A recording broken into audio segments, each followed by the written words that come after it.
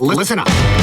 Welcome to the PowerShell Podcast, the podcast for PowerShell and the PowerShell community. And now, here's your host, Andrew Plaw. Welcome to another episode of the PowerShell Podcast. I'm your host, Andrew Plaw, at Andrew Plaw Tech. Find me on socials or Blue Sky or whatever. But we have a very exciting episode. We have returning host Jordan joining us today. Jordan, hop on, dude. We're not doing a long intro. Oh, I'm new. I don't know how this works. Yeah, it's been a while.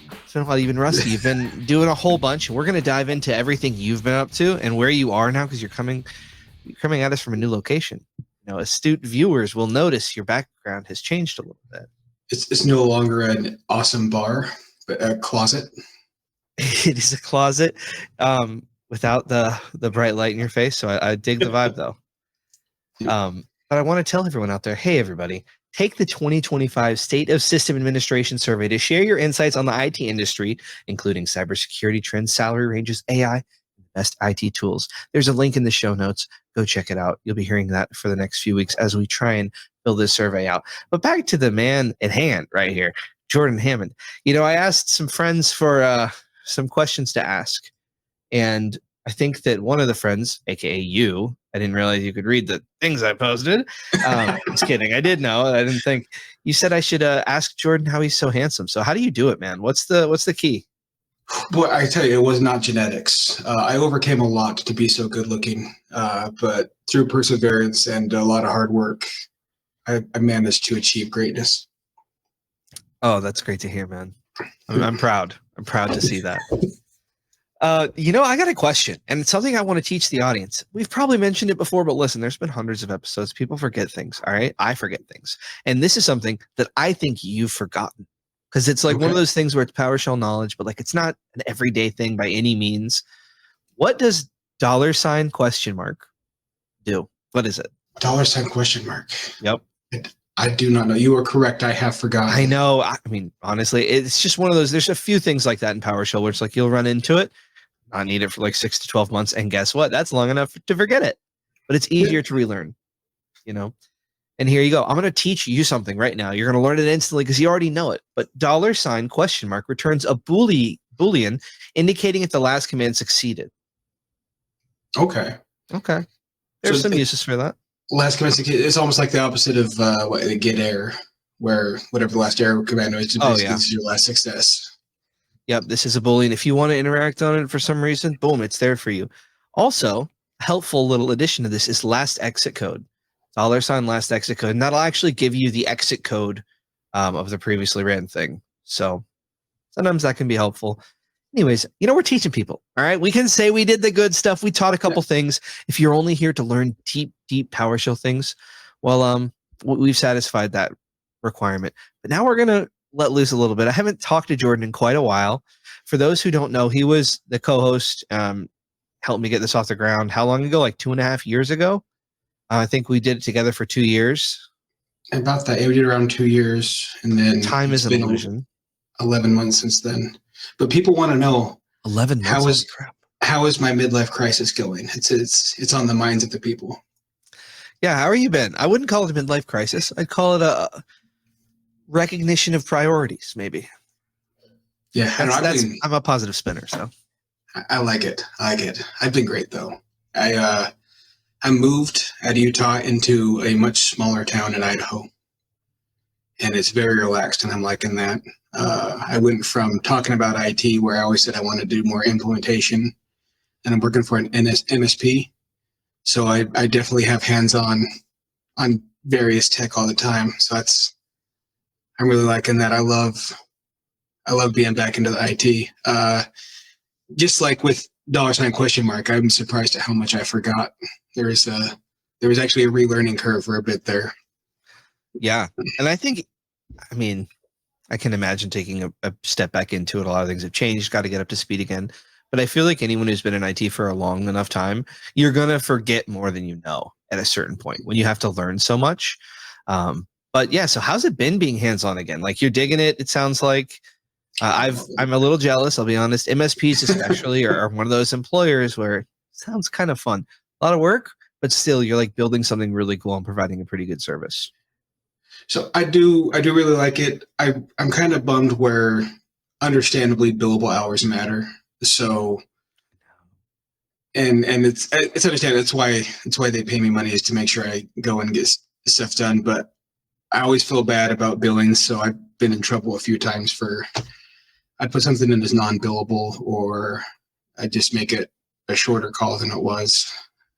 I don't know. I don't. Maybe it's because I'm doing what I love. It's like And the people. I don't want to punish this person for making me scratch an itch that was. It's been a long time. I've missed it. I missed it a lot. Oh man, sounds fun. So you're getting hands-on, solving problems. You find any chances for PowerShell? So we are horribly understaffed, and as we've all seen, PowerShell happens when things are running smooth and you can find time, which isn't how it should be. Yeah, automation should be part of the process, but when you're always playing catch up, it just becomes something that you don't really get an opportunity. that is a challenging spot that I think a lot of places are in, where it's like you're literally so busy. Even if you were to have the 2 hours to go and look at PowerShell for the day, that brain is like still so overloaded from being on a backlog that it's hard to have the extra energy to pursue something new, even though it is technically there. Like a few things have to be aligned properly for you to be able to do that. Like you have to have some inspiration or something going on in life, or some serious discipline. Because I mean, I've been in those shoes before for several years, and it's not easy. Definitely not easy. So everyone out there who's struggling, hey, you're not alone. It can be a big challenge, but when you can get on the other side, it's always rewarding. Yeah. So I find times where I can use PowerShell. Like I had a ticket where they have a home drive for users that they haven't cleaned up in years.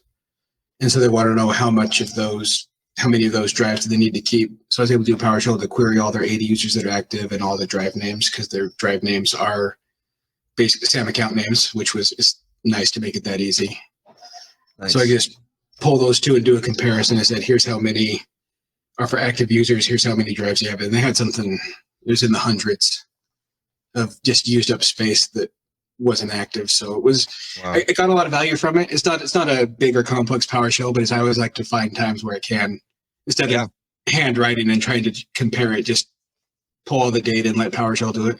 It's more fun that way. You feel like a hacker. Why not? Yeah. It's like, I'm going to use this all the time, and then I'm never going to use it again. So recently you had a big move. What was it like moving states? You don't have to tell people where you live if you want to be secretive, but I'm in Idaho. Idaho. It's exciting. Whoa. There's a lot in there. I love the move. It has been, everyone in my family is happier. My daughter was struggling with bullying in Utah, and she'd been doing online school, and now she's here and she's going back to an actual brick and mortar school. She's making friends. She had a birthday party that she went to just Sunday, 2 days ago. Nice. Not when this airs, but yeah, she's making friends. She's happy. My wife was feeling overwhelmed. She's not a big fan of cities. She grew up in a very small farming community. Now we're in a more of a suburban area, so she's more comfortable. I'm happier. I'm feeling relaxed. It's everything about this move has been a win for my family. It's been good. I also, like, my parents live here. I have two of my sisters live here. There's got a lot of family here. It's just, I don't know. I love Idaho. Everyone should move if I said everyone should move to Idaho, they actually might form a mob.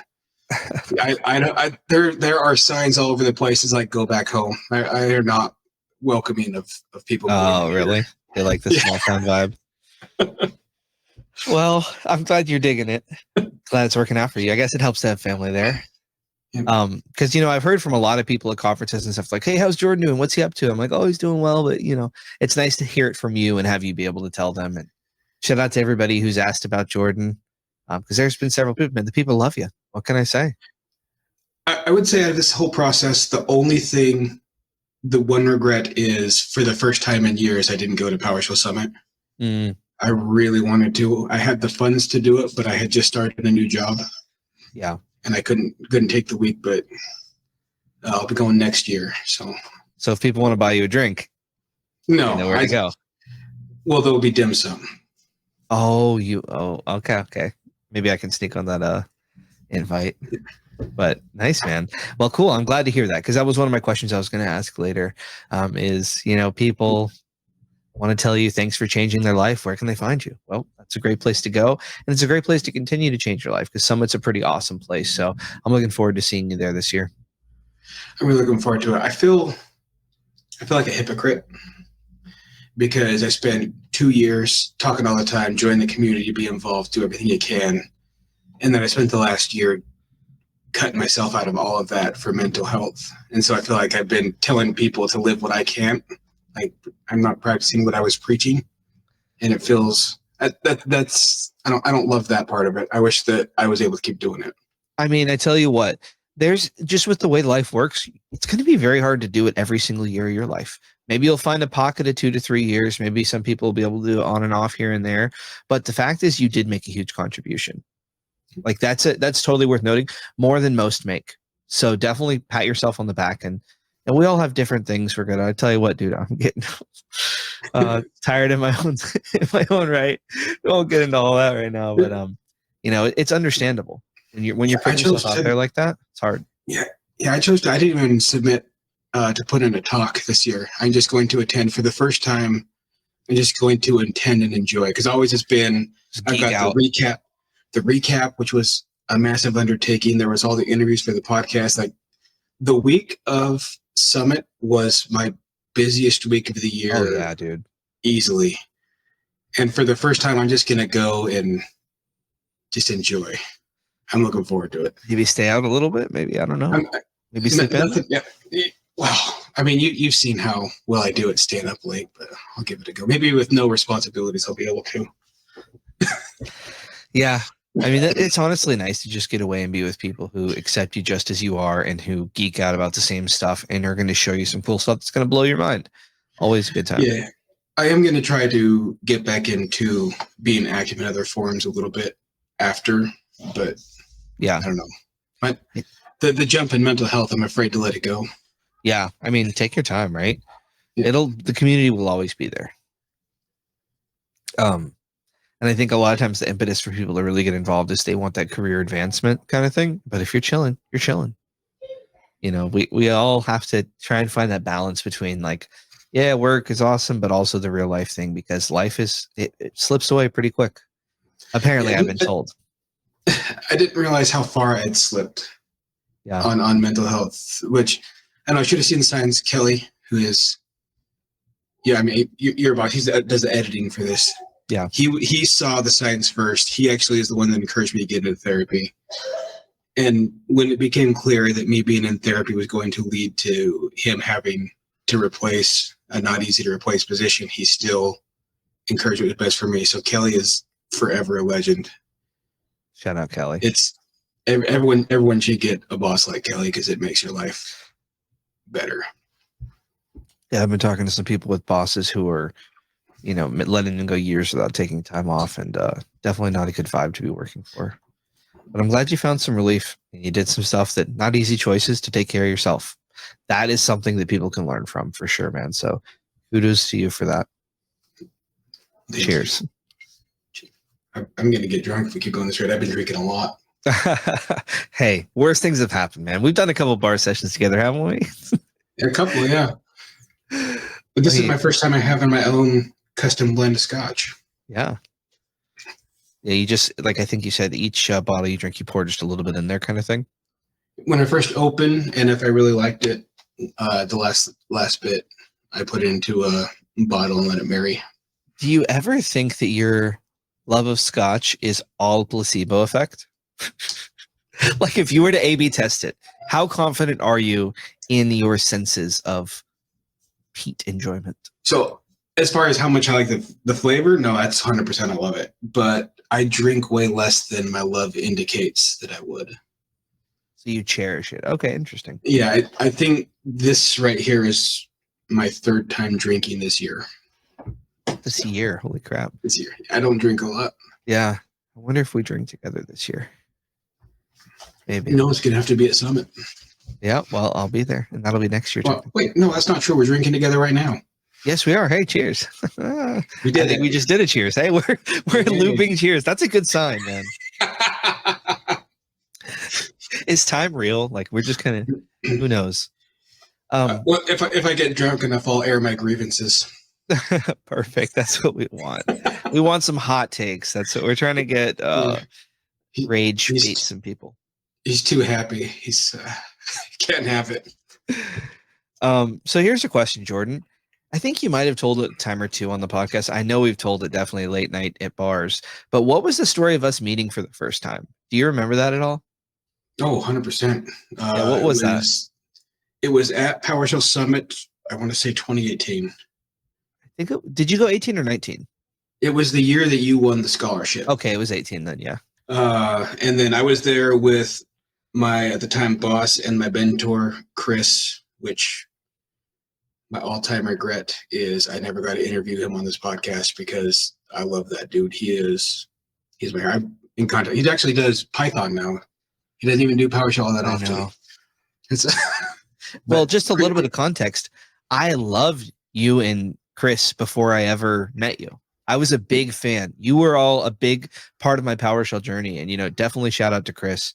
Amazing PowerSheller, very passionate and infectious with their love of PowerShell, and got me to get excited along with some of the stuff you were doing. Every single Tuesday, you would do a live stream for a while there, and you had some blogs that were just a perfect combination of humor and PowerShelly and like messing with your coworkers and having fun.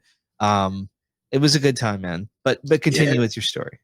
All right, yeah. So we were at our rental car.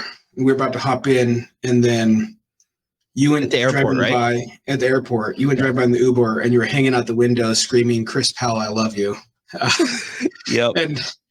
And that was the first we technically met, and then we met up at. Because you are the ultimate in socializing.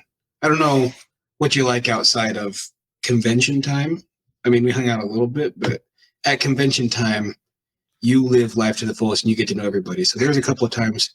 I think you ended up putting up a blog that has all of us very drunk. Yeah, I remember that. Our eyes are not visible. I had no beard, but many chins.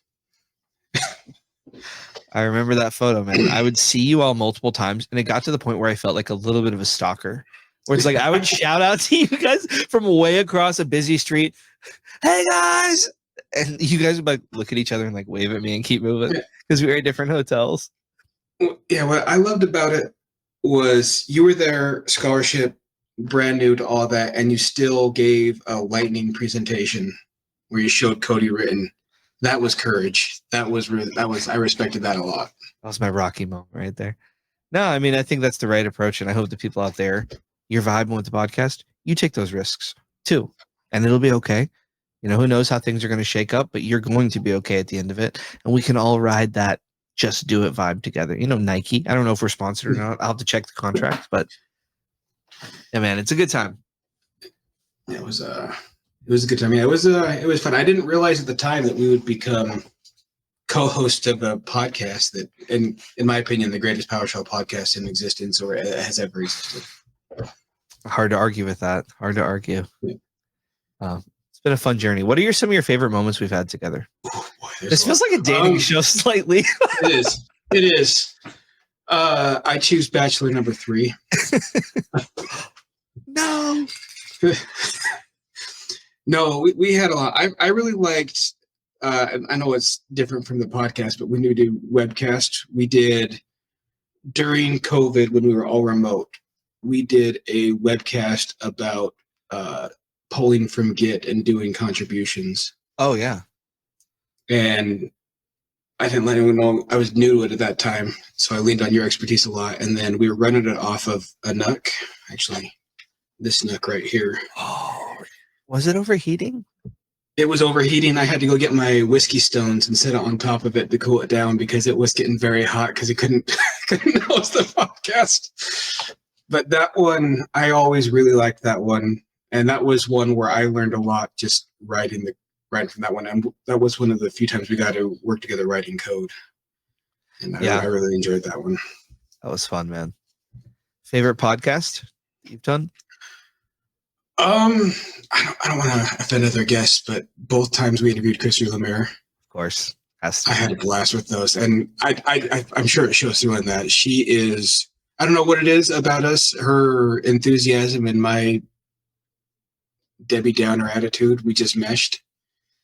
And we started talking food. And she has a recipe book. Go get a recipe book. She's just one of the best. And just one of the best. I was excited. The last episode I ever did, we interviewed her. And I was thrilled about it because the first time we interviewed, I had the time of my life. And I feel bad. I don't want to think the other guests that didn't also enjoy that, but something about interviewing Chrissy just made it awesome for me. I think most guests will understand choosing Chrissy. But yeah, some good times. Some good times with her. All right, I want to tackle a topic now that we're so deep into this and kind of vibing so nicely. I want to bring up a little bit of a structured discussion. Oh my gosh, that sounds like too much. Basically, I asked some people like, hey, what should I talk to Jordan about? And one of them was like the resistance to PowerShell, like some orgs. So they know it's helpful for them. They're sort of relent from doing it. They know it's helpful for their career. Like, why do you think people do that? If you get into being a sysadmin, you kind of get into a GUI mindset by default. There's people different paths in there, but generally speaking, it's a GUI mindset. And stepping away from that's not an easy. It's not just let's do it. It's a complete mindset shift, and it's picking up a brand new skill. So I can see the resistance. I don't know if I would have if my brother didn't make me. So I understand people not wanting to do it. It's a big leap, and you don't see instant results all the time just because the time you spend on your first couple of scripts, you don't get necessarily great return initially. So it takes time just to sit through it. Yeah. I mean, my take is slightly me just sharing my experience because that's sort of what I went through, what I sort of see, but I think it's probably a complicated answer. But I think part of it is that it's challenging to learn how to write PowerShell if you don't have any background with it or don't have a mentor sort of guiding you in any way, giving you any reassurances. It just feels sort of like a black box of possibility. And I think that some people fall into the trend, and I did, so I'm sharing this, of like thinking that they're very smart and they need to protect that as a sysadmin or someone in IT to go from the help desk to the sysadmin. There's kind of sometimes can be a toxic barrier where, the people in the sysadmin role think they're geniuses and the help desk. Not all orgs are like that, but some might be. And I think that might cause people to not want to take the risk or not think that it's really possible, which is, again, my exact experience.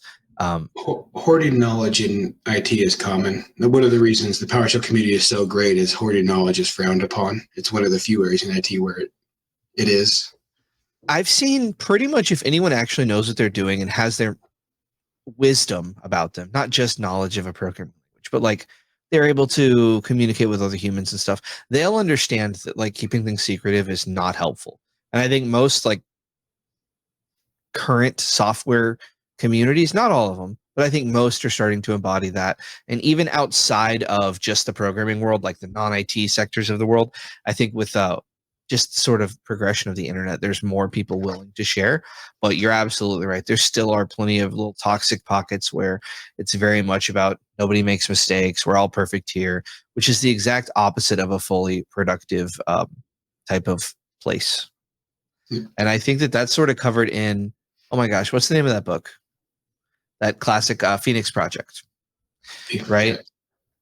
I think that most orgs can fall into the like pre-Phoenix Project or post-Phoenix Project sort of culture. Yeah. Not exactly, but anyways, there you go. Yeah. One of the things I love about the place that I'm working is one of the higher level techs spends a lot of time doing networking stuff. And I have learned recently that I didn't know enough about firewalls to know how little I knew. So there's been a very steep learning curve to jump in there. And there was one I was struggling and I called him for help. And not only did he give me help, but in the internal notes, he documented everything we did and then would put a reason behind it. What a legend. Yeah, so I read those notes and I learned so much from him. And so that guy forever is my favorite in the office. Thanks, Tyler. So Tyler. And that's why I'm saying that hoarding knowledge is common, but it's not all there. He was so enthusiastic. I think he's just happy I wanted to learn. And so he just went above and beyond. And I actually have that ticket saved in my favorites just so I could go through and read it because I've been learning a lot from it. So Nice. it was nice to see when we're going through it, he was going fast. He's very busy and he had a lot to do.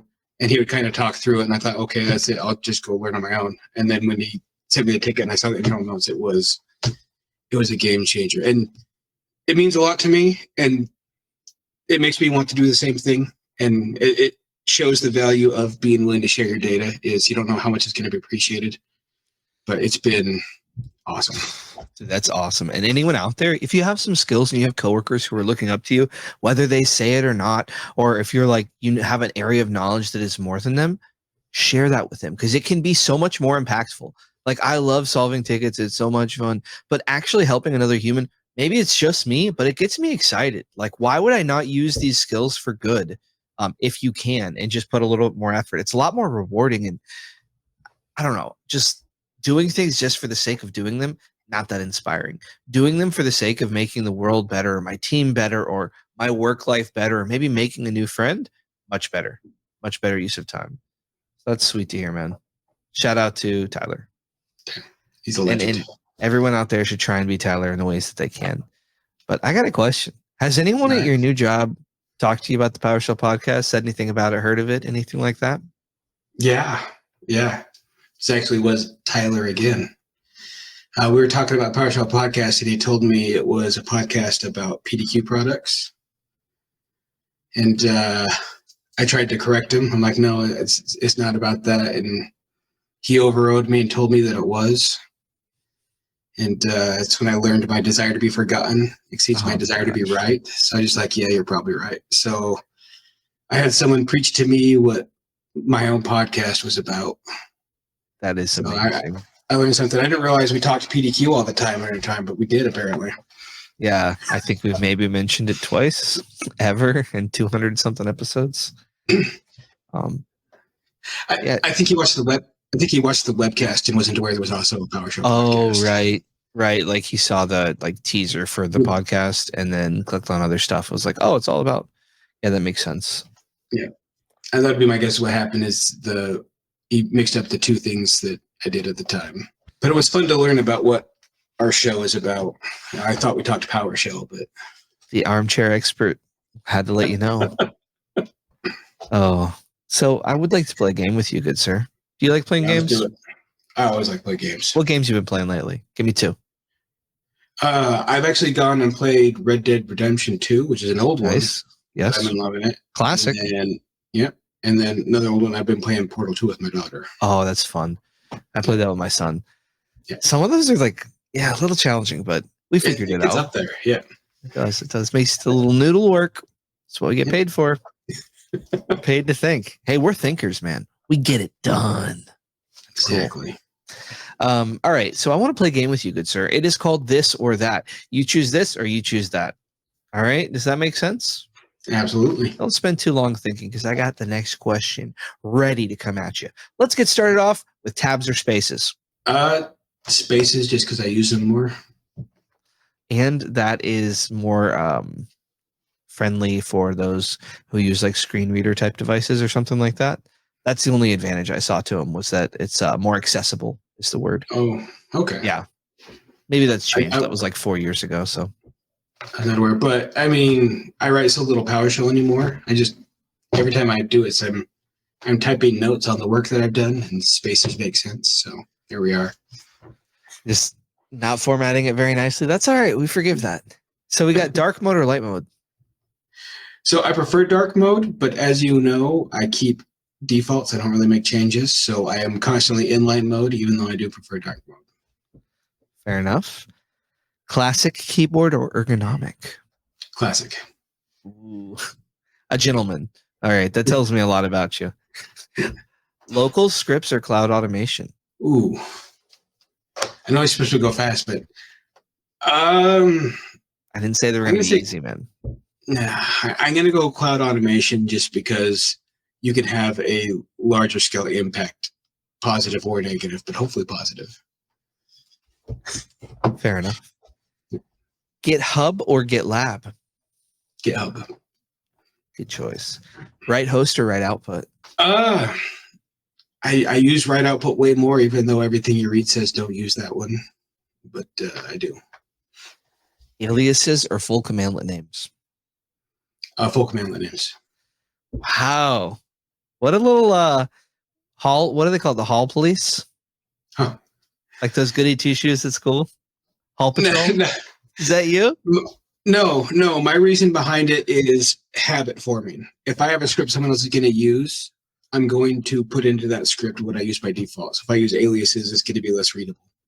So I use full commandlets in my day-to-day to make sure I use best practice in stuff that will be shared out. Boom.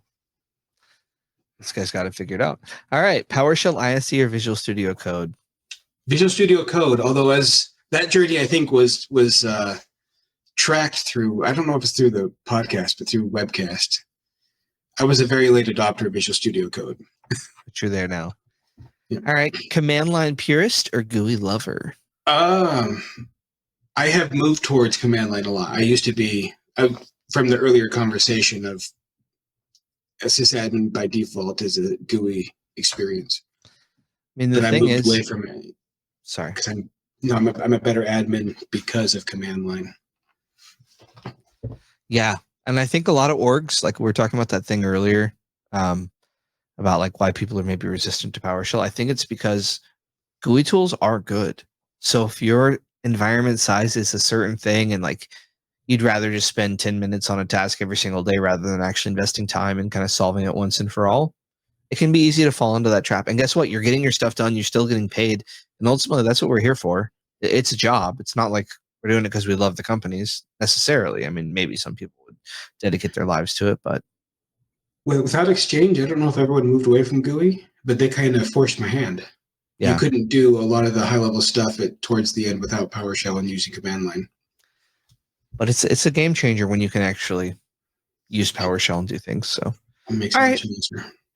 Function or script block? I write functions more than scripts. I don't do a lot of scripts, so I'll say function just because it's what I use. Or Conjunction junction. What's your function? I don't. All right. It's technically a question. What's your function? Inline comments or multi-line comments? I do inline comments poorly. YAML or JSON? JSON. Debugging code or writing fresh scripts? It should be debugging because it's important to get things maximized, but I prefer writing fresh scripts. I love it. Core PowerShell or custom modules? I gotta go custom modules. You want reasoning behind it? Let's hear it. Yep. All right. Just because core PowerShell, you can do a lot with that, and I guess anytime I write my own thing, it's going to start off in core. But I like custom modules because it gives me access to less common systems that might take more time. Fair enough. Terminating errors or non-terminating errors? Like, which one do I prefer? Or which one do you prefer? Terminating, because you can do proper capture and handling.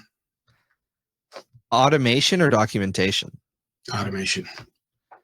Works on my machine, or it's a feature, not a bug? Works on my machine. It's nice. A feature, not a bug makes me angry. Yeah. Works on my machine means that I have something non-standard that I need to figure out and work around. Feature, not a bug means that that's someone else's problem. I guess that's a big thing. Works on my machine means it's my issue. Yeah. What's the first PowerShell script you ever wrote? Thinking back, do you remember it? A lot of my first PowerShell was basically pulling reports from Active Directory. Yeah, it was. I don't think that's probably going to be an uncommon one. That was mine too. Something with select object with calculated properties, which that was really hard at the time. Calculated properties, I could not wrap my head around for the longest time, but I love them now. They're very powerful. Like, it's one of those cheat codes, saves you a ton of code writing. You can do a lot of actually powerful stuff. It just enables that whole one-liner thing to be out of this world useful. So if you don't know about calculated properties, read about it, learn them. Same thing with splatting too. Like, those are pretty helpful. Some go-tos. Wow, dude, you're dropping wisdom. All right, if PowerShell were a movie, what genre would it be? Sci-fi. Sci-fi. Ooh, I was thinking like action. I go sci-fi because one of the enjoyable things about sci-fi is it shows things that are only theoretically possible, and I like to think that PowerShell makes that happen. What's the best error message you've ever seen? It's actually from a PDQ product. So Tyler can be right. We talk about PDQ all the time. It was, let's see, this action died and left no will and testament. I love that one. Yeah. That's a good one. What is your biggest mistake you've made in your IT career? You may have shared it on the podcast once, like 2 years ago, but you got any memorable mistakes? Yeah, I once added manually a account that could log on as a service and overwrote all the existing logins onto service accounts for the entire domain. And it was insidious because there was no instant outage. It was just slow and gradual. And so even looking back, it was hard to pinpoint what the cause was.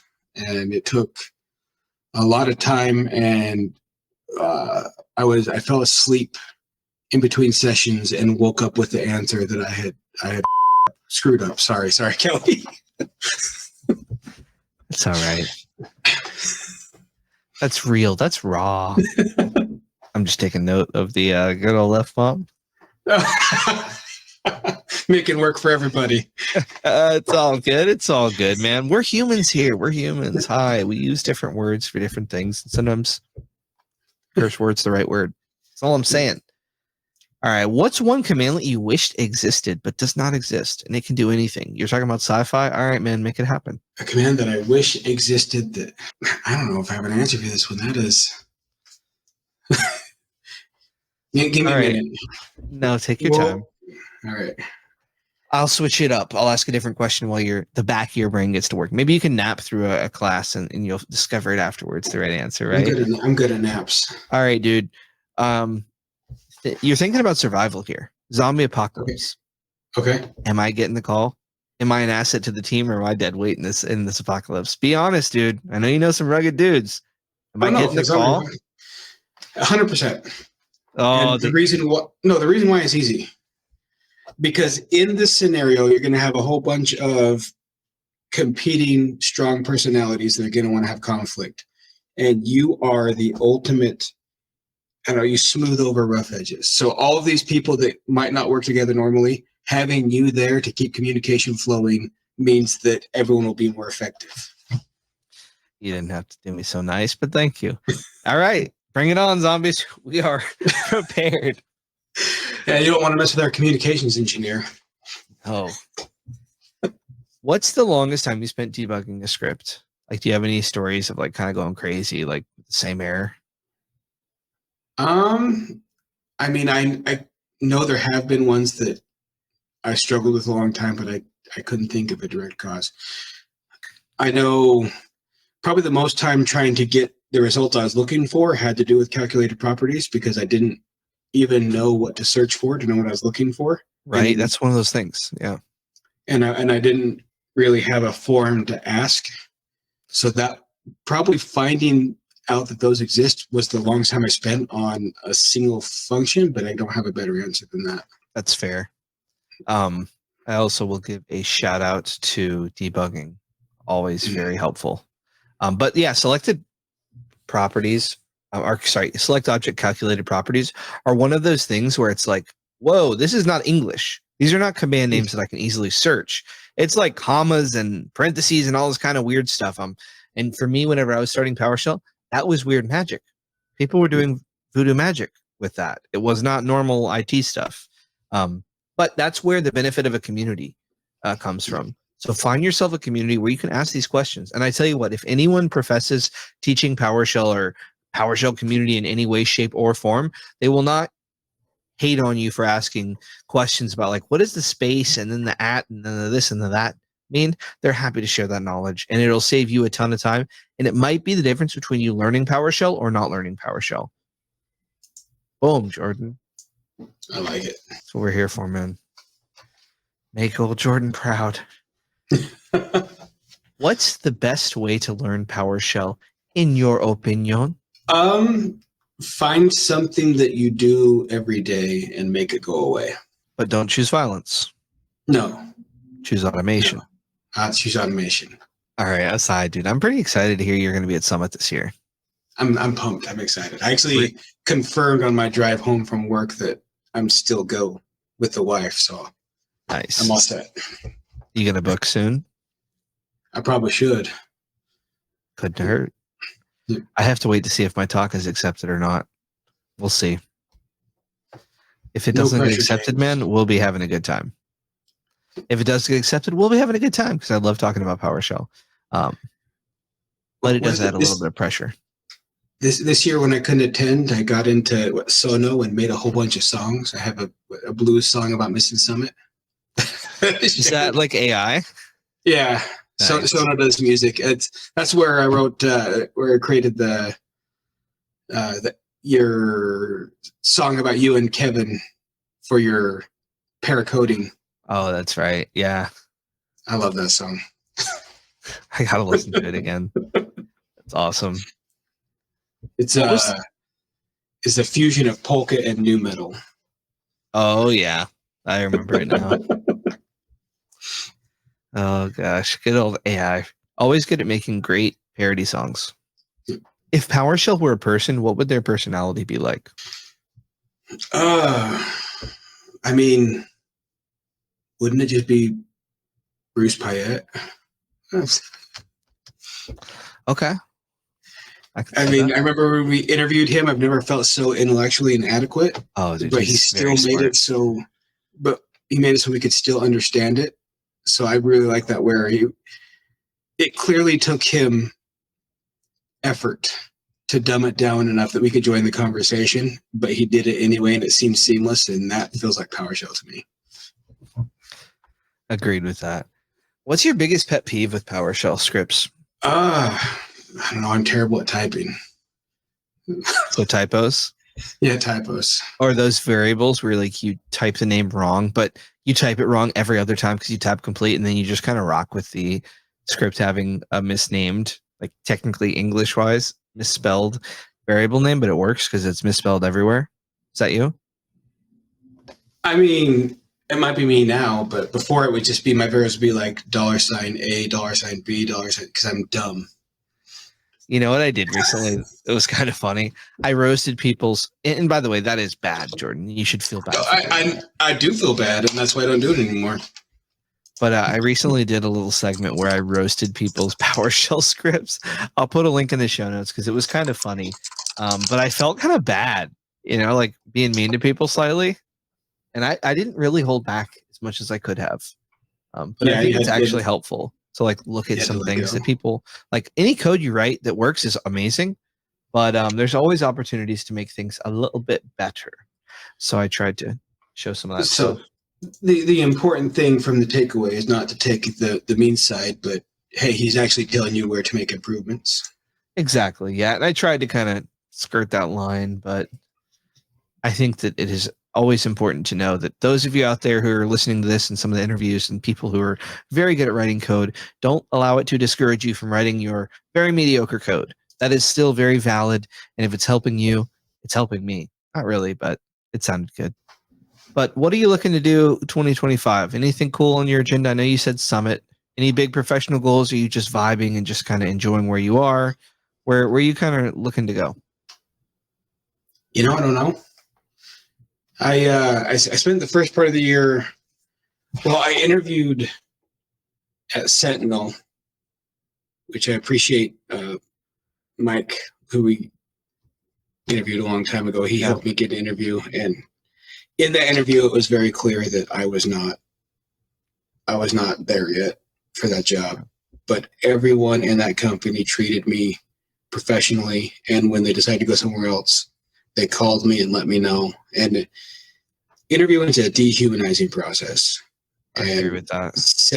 Sentinel made me feel like a person, which is why I actually sought out MSPs in the first place. Is I wanted to build up my skill set because I wanted another shot at Sentinel because of the way they treated me when I wasn't qualified for the position. Wow. So I would like to keep on working up on my skills. And if another opening over at Sentinel opens up, I'd love to give it another shot and be ready next time. Nice. Well, that is exciting. I mean, I guess that goes to show you treat people nice. It goes a long way. And I think that applies to so many things. Like, just be a good person and make that your character. And if that's your business, make that your culture. And you're going to benefit from it in so many ways.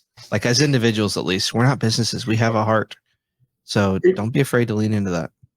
Yeah, it was, I did quite a lot of interviews, and I found myself in kind of a middle ground where entry level wouldn't look at me because clearly my skill set was above it, but high level wouldn't look at me because I hadn't been hands-on in 8 years. It'd all been theoretical and teaching and talking about it. So I found myself in a weird middle ground, and I got a lot of conversations that made me feel icky. But I will never forget the way Sentinel treated me. And nice. I plan to work for them at some point. Dang. So the saga, we're watching the story. Saga continues. Can't wait to see how this one turns out. All right, man. We got some cool segments coming up. This part's called the common parameters. You might have heard of it a time or two. A couple times. You might know what I'm about to say. Yeah. But I think the people out there would be remiss if we didn't do this, right? I think we've answered this previously on the pod. Maybe your answers have changed, but I think the people deserve it. I know that a lot of people have been waiting for this episode, waiting to hear from Jordan himself. So let's hear it, man.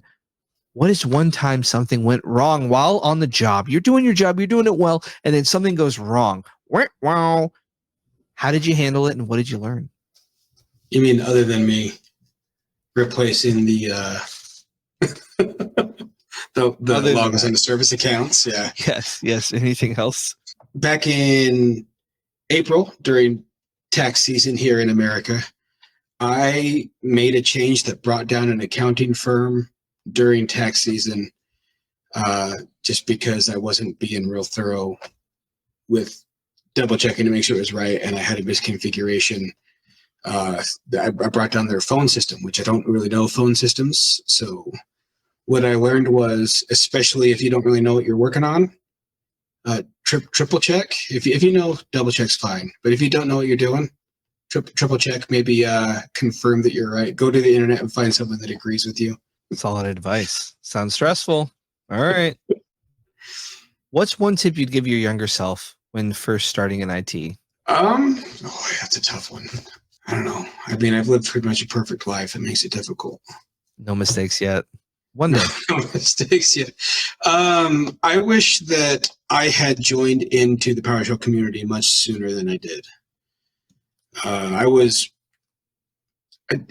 even aware that I joined the community. I started writing PowerShell blogs for PDQ, but it didn't dawn on me that that's what I was doing, was joining the community. I just was doing my job. And so I was still isolated and separate at the time. And I wish, especially when I first started out, I spent more time talking to people, because I could have gotten a whole bunch of pointers. Everyone's so happy to talk PowerShell. I wish that I had engaged in the community faster than it. Maybe some people out there listening can learn from your mistakes, Jordan. But it's all right. We all learn from our mistakes. It's part of the process, right?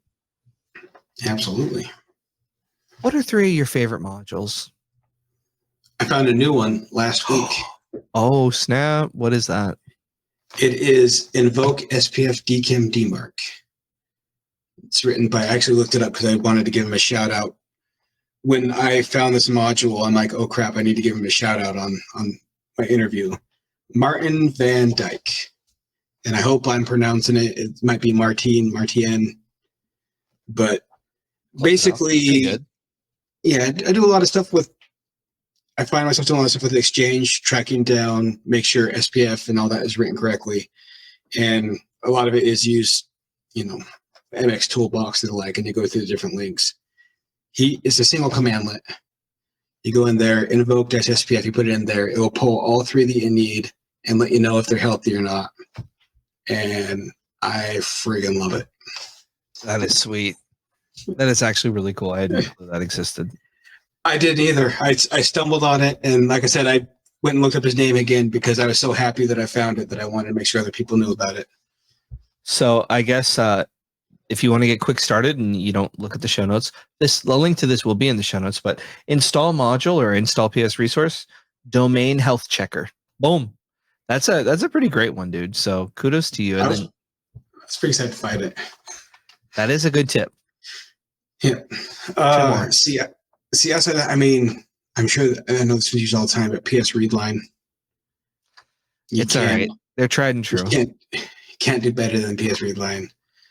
And I've really been using a lot more of Graph, which I think I saw something that's going away or something, but user account creation using it for, no, Graph is what's replacing the old module.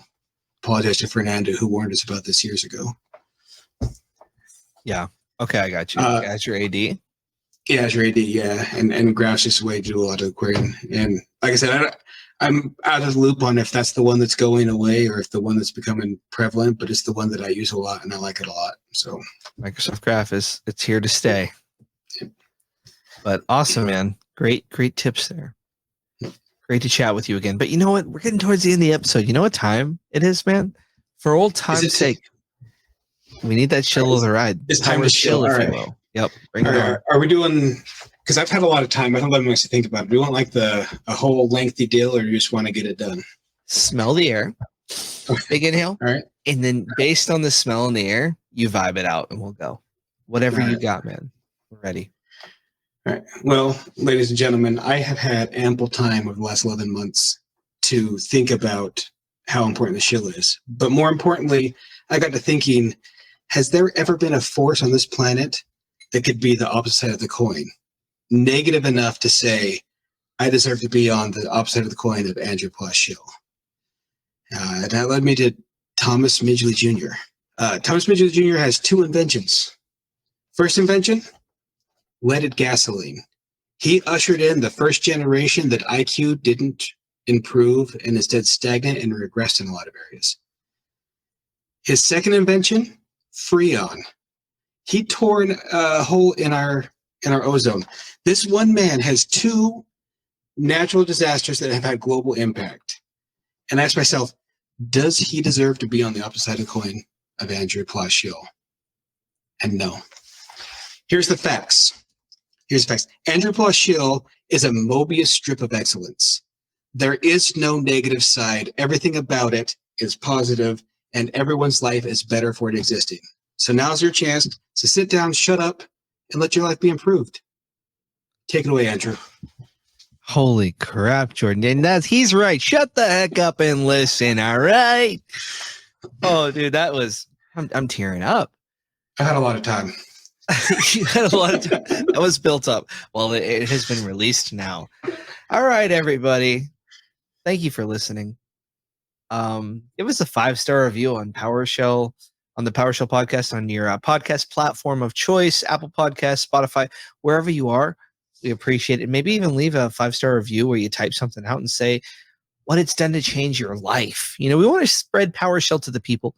That's what we're looking to do here. So you can help us with that. What else am I supposed to say, Jordan? Anything else? I think you're supposed to give that social, your Andrew Pla. Oh yeah, what's your social? I know you're off the beaten path a little bit. So I didn't. Are you on? Where can we find you, man? Because people want to tell you, like, hey, yo, Jordan, you changed my life. One second, I want to see if I can find it. Yeah. If you're wondering how often I use it, I have to Google it.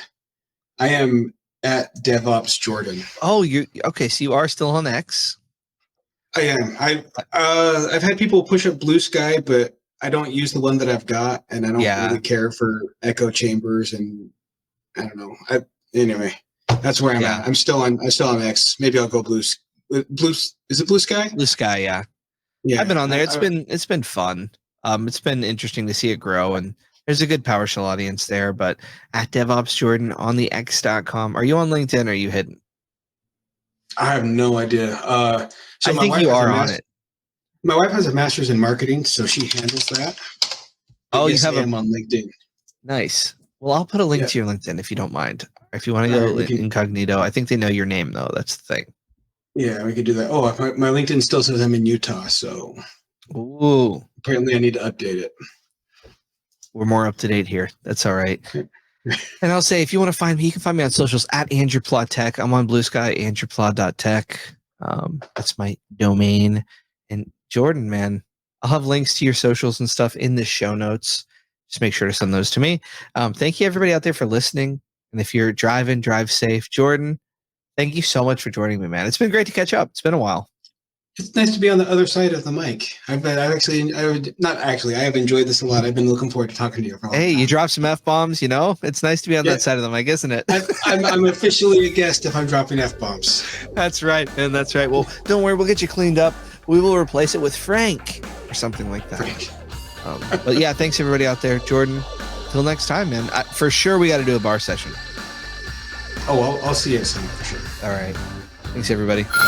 Thanks for listening to the PowerShell Podcast. The PowerShell Podcast is a PDQ production, making device management simple, secure, and pretty damn quick.